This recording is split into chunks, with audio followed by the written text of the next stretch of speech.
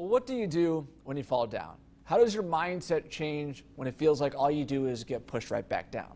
For one Penn State football player, he's chosen to fight and help put himself on the verge of achieving a lifelong dream. For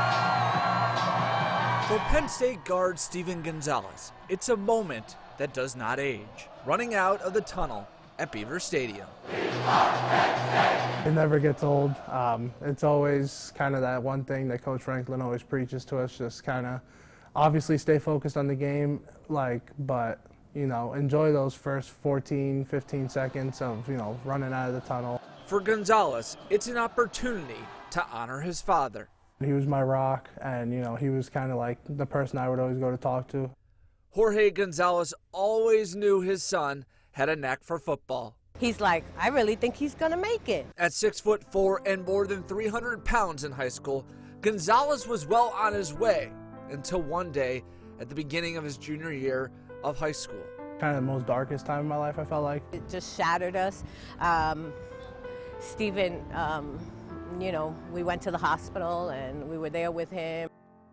Jorge Gonzalez suffered 2 heart attacks and passed away. I mean, I'm always a quiet guy, but at that point in time, I really didn't talk to anyone, I didn't speak to anyone. People kept saying they're sorry, and I'm like, yep, thank you, I appreciate it. I told him, your life is never going to be the same. So a week later, Stephen had a choice to make: suit up or sit out. I was scared, 16-year-old, it could go either way. Stephen suited up, and he excelled. Stephen insisted he wanted to play. And, I felt if he would want this because, this is what he liked. He earned a scholarship to Penn State. His father's prediction came true. Then on signing day, the emotions all returned.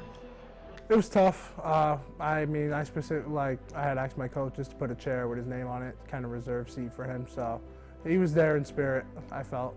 But it was tough, obviously, not physically there, but I knew he was there watching. A guiding presence from above.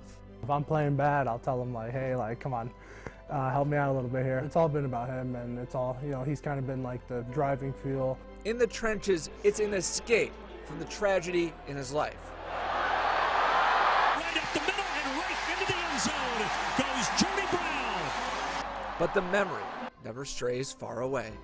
I think he just connected with that, This is what Dad would have wanted, and it's what I'm going to do. And a quick little side story. So Stephen's father and his parents, so Stephen's grandparents, came to the U.S. from Cuba. And Stephen's father didn't really know much about football, but he fell in love with the Minnesota Vikings, the Purple People Eaters.